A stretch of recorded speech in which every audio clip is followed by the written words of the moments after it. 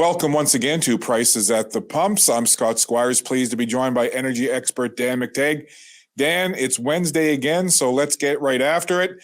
We'll start off with where you're seeing prices at the pumps heading in this region over the next day or two. It looks like we're going to get a break finally, Scott. We've had 2 weeks of increase, one because markets moved up in response to OPEC's cutback, additional cutback of 1.2 million barrels.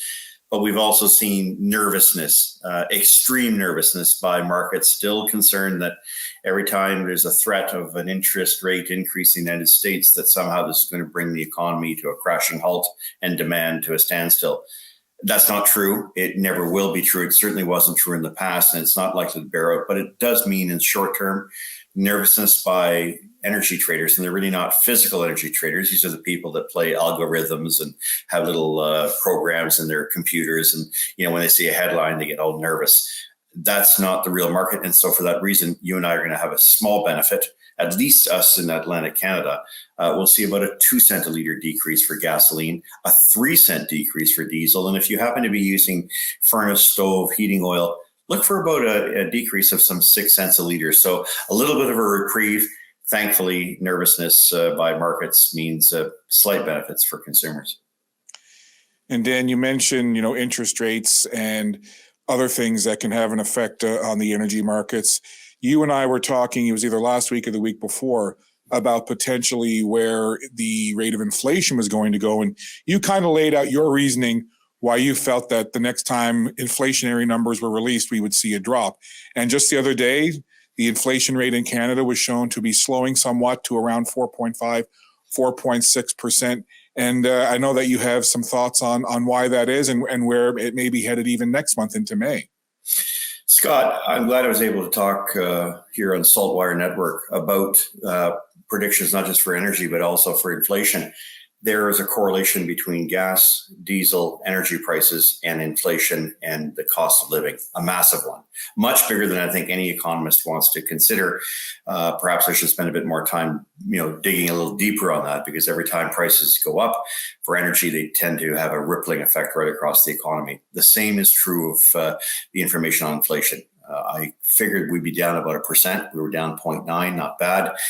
I think that May and June's numbers are going to be even better as far as the inflationary headline number, because if we compare to where prices were moving up, in April, May, and June of last year, it's likely that at least by June, we could see another 1.5% drop in the inflation rate. So down to 2.83%. Mark my words on that one, because gasoline prices have everything to do with the cost of living. And it's why I get a little upset, and you can see that when it comes to governments finding cute, trendy, not so bright ways to raise the price of fuel, especially with carbon taxes, making life much more difficult for every Canadian. And of course, other consequential effects, food prices and higher interest rates.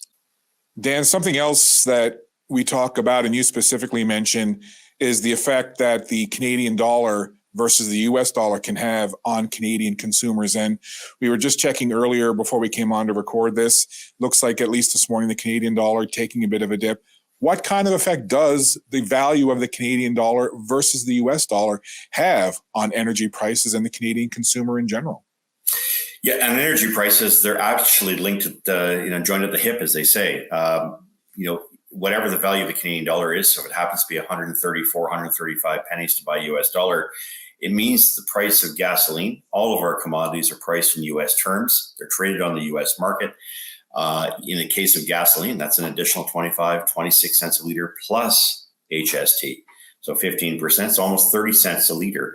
That applies to every single commodity that we consume in this country. So the value of the Canadian dollar is extraordinarily important in terms of inflation, in terms of our purchase power, in terms of our ability to make ends meet. And so looking more deeply into why the Canadian dollar is so weak, when in fact in the past we had the advantage, the shield, if you will, of the petrodollar, where oil went up, so did the value of the Canadian dollar. We didn't quite feel it, but we are feeling it now, and it comes out to 20, 25, 30 cents a liter on fuel alone. You can imagine what it's doing to other commodities, lumber, mining products, food, imported food. All of these things are very much conditional upon the strength or weakness of the Canadian dollar. It happens to be chronically weak, and it's one of the main reasons why I think Canadians are really having a tough go of it, and many and more seem to be struggling with the cost of living, made in many respects by the fact that Canada doesn't have a lot of stuff that the world is interested in trading. Mind you, there's a lot of money for subsidies to attract new technologies that still have a long way to be proven.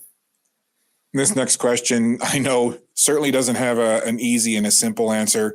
But for someone like yourself that spent 18 years in the House of Commons as a member of Parliament, I'll ask it. As we see fuel prices kind of up and down and all over the place, and what's happening with interest rates and inflation, and we talked just now about the Canadian dollar and the value of it, what do you see as some steps that government could take to mitigate some of these things that are happening with fuel prices and other things, and basically help the Canadian consumer? I think the Canadian government could help itself in achieving many more of its goals if it were to do what Europe and other parts of the world are doing, saying natural gas is not a bad thing. Let's get more of it to markets globally. Let's build pipelines to do that. At the same time, I think we have to recognize that decisions made in the United States, not just in terms of energy markets, but things like the US Fed. If Jerome Powell, as chair, decides next month, no more increases in interest rates, energy prices are going to go through the roof. Oil, I expect, would go up $15 a barrel from 78, 79, 80, where it is today, to 95. That's for West Texas Intermediate. Brent would be about $2 or $3, maybe $4 more a barrel. Whatever decision is made, Canada can control its destiny if it has the ability to sell that which the world wants more of. And, it's not me saying this. It's not oil companies, who I don't like, and they don't like me saying this. It is, in fact, Japan. It is, in fact, Germany. Countries whose heads of state and leaders have come to Canada saying, please give us some more of your oil and gas. We need more LNG. And we say, sorry, there's no business case for it. The Canadians are losing a tremendous opportunity. And for a long time, my plea has been ignored. No longer. When 50% of Canadians are having a tough go making ends meet and their food banks are overflowing with people who are desperate, I think it's time for our political leaders and policymakers to clue in that these policies that they are advocating have no other benefit than to hurt Canadians. And don't take my word for it again. Even our emissions are rising, despite all of the pain we're inflicting on people with these ridiculous, nonsensical first carbon tax, second carbon tax coming July the 1st, and other emissions caps, which do nothing more than frustrate the one country in the world whose environmental, social, and governance mandates on a barrel of oil are the highest. We rank the highest in the world. There is no country that comes near us. So if Canadians want to continue to ignore these facts, they do so at their peril. Unfortunately, I think most Canadians can afford to continue to be ignorant. Dan, we know that you speak to a lot of other media outlets and individuals and groups and right across the board that want to be able to kind of pick your brain and get an idea of where you think things are going or what things can be done to mitigate some of the things that are going on that are affecting energy prices and so on. But if you kind of took an average of everyone that you speak with on a weekly basis, what's kind of the common question, the thing that people want to know most, that they want to know from you the most in terms of energy prices? What's that one common thing? How do we get these prices back down? And why does a country blessed with an abundance of energy seem to be hurting itself? And I think there are some not easy answers to that. They're political answers. But the origins and the source is that we have many political leaders and parties committed to raising the cost of energy as a means of achieving a climate goal. As noble as that sounds, it's unrealistic. It's impractical. And I think we have to go back to the drawing board and maybe start with eliminating the carbon tax and starting to look at other ways in which to incentivize the very kinds of outcomes that you want. If you want a reduction in emissions, obviously emissions are rising and you're increasing the burden on Canadians. Something is going to have to give because it's not working. I tend to be pragmatic about this. If we have to go that route, if that's the route people want to take, this is not the way to go about it. I think we have to choose a different path. Dan, something else that I get asked quite a bit from family, friends, colleagues, et cetera, is, yes, we know Canada's a big country geographically, right from coast to coast. It's massive. But I get asked all the time, why is gas this price in Toronto or Vancouver or Calgary or St. John's or Prince Edward Island or, Newfoundland, Labrador, Nova Scotia. Why are there some big swings sometimes where you might see Vancouver, they're paying maybe 20 to 30 cents a liter more than we are here in Halifax and Nova Scotia? Is there an easy answer as to why there's that big discrepancy? Well, there are three markets in the United States that directly influence Canada. You'd have to break it up into three zones. You mentioned Vancouver, Vancouver Island, the Lower Mainland are influenced by what happens in the U.S. Pacific Northwest. They trade product between each other. And of course, the refinery there is so small it can't accommodate or supply the needs of that region. So other than importing it through the existing clogged Trans Mountain pipeline, the existing one that's had no issue since 1953 from Alberta, they're really at the mercy of that market. The rest of Western Canada, and that's from Thunder Bay all the way out to, if you call it the Lower Mainland, BC, is influenced by the Chicago spot market. So disruptions there will have an impact.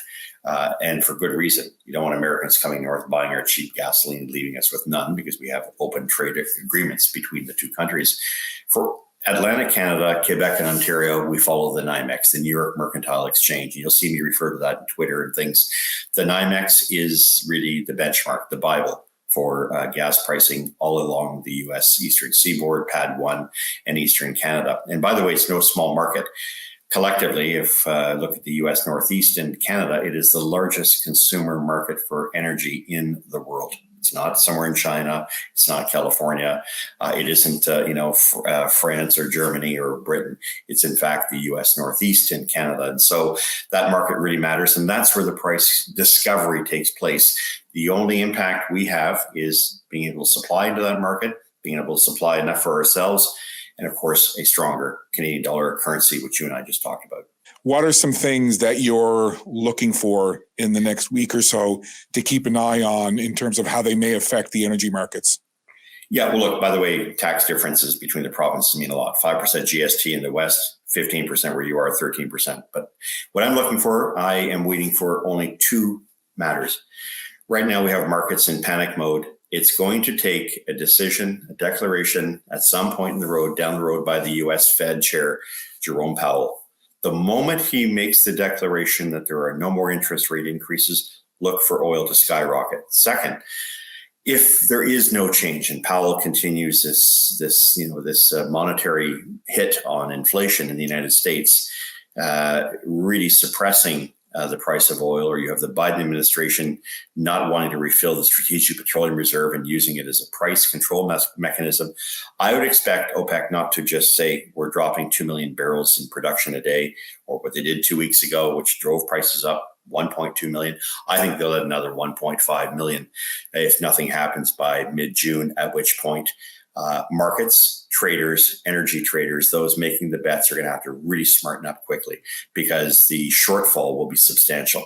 The world will be producing 97 million barrels, but the actual supply outlook or demand outlook is 102 million barrels a day. That means 5 million barrels can't be found anywhere. So I think there's going to be a wakening up period very quickly, which I think is going to either lead to extraordinarily high prices in a very short period of time, or a slower increase if cooler heads, smarter heads, and those really looking at fundamentals, supply and demand, start paying attention to the fact that we have a problem with oil and gas. And don't take any more evidence than the fact that just earlier this morning, the U.S. Department of Energy put out its weekly petroleum report. Oil inventories in the United States are down 4.6 million barrels in just 1 week. So we're heading towards that crunch, and that crunch is coming at a time in which no one's got alternative or spare barrels just sitting around. Dan, that's why we appreciate having your expertise and your insights here each week on the Saltwire Network, just because there's always something to talk about. But when you're not with us here on Saltwire, where can folks find you, interact with you, and just get information from you? Well, other than coming here in Saltwire, you'll find that a lot of what I'm saying here, I'll say later on in Canadians for Affordable Energy, my affordableenergy.ca site, or I might actually say on my gas wizard Twitter account, or you can look at Gas Price Wizard, which of course is the account that provides the heads up in terms of where prices are going. I haven't updated it sometimes because of the holidays and things like that, but those are the three means in which you can directly get a better idea where I'm at on any given day. Appreciate that, Dan. And before I let you go, I feel I must ask, how goes the move? We're kind of giving the weekly update of the Dan McTeague move. How's it going? It's going better. The Wi-Fi works. So yeah, not bad, and getting better. Just a lot of disruption, a lot of boxes still. Probably take me weeks to figure out where all this junk goes. Well, listen, again, we appreciate you taking time out of your schedule to chat with us here on Saltwire. Enjoy the rest of your day. Have a great weekend, and we'll get together and do it again next week, Dan. Always a pleasure. Thanks, Scott. Indeed. Thank you, sir.